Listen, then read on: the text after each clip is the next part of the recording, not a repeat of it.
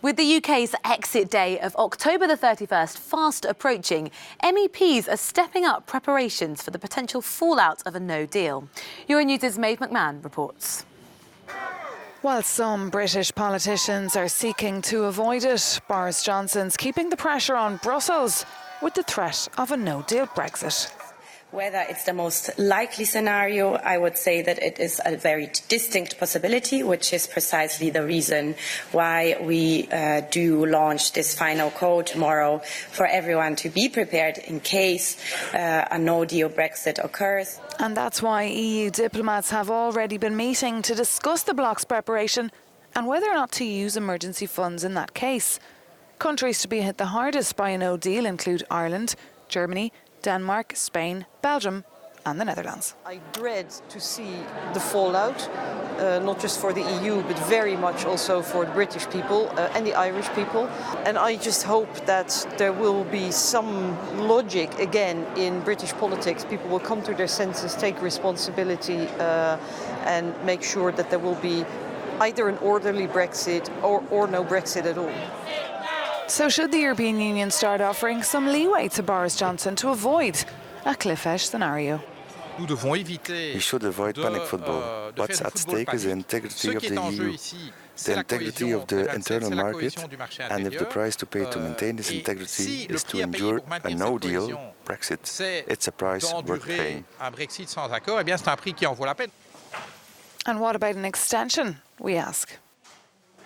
We cannot extend without any condition. Let's go back to the British people and ask them where they would like to go. That could be a reason. These are difficult questions because if we keep rolling on extension after extension, we could be here in 10 years' time answering these same questions.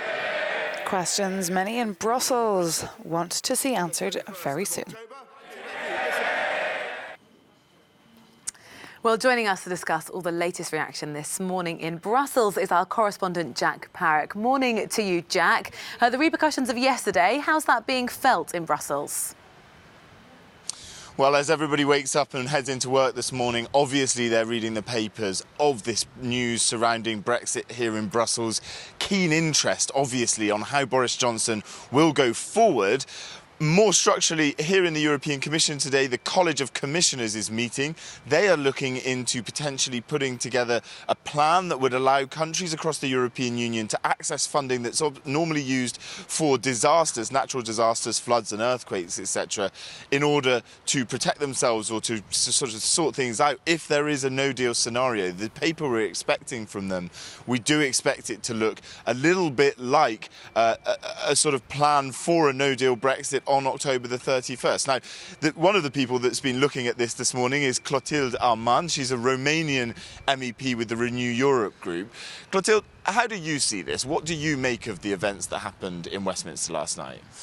Well, I believe that when there is a major crisis, it is good to go back to people's vote. So I believe that, we've been talking about this for years now. So it is better to say, OK, let's go back to the people. They've heard so much. Now let's see in a democratic way what is their state of mind right now. And they should decide. How is this years-long process being perceived in countries like Romania? Like in Eastern Europe? Well, we're talking very much in business, in a business way, deal. In this deal, it's always difficult to know who is the winner, who is the loser, because, net contributor, whatever.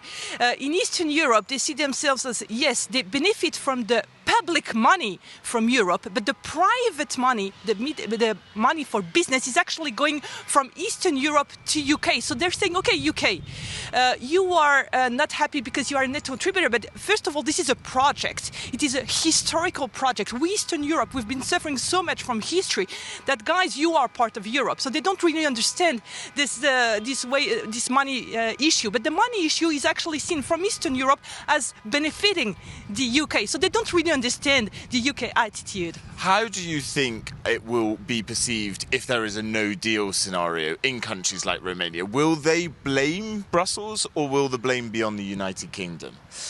They would blame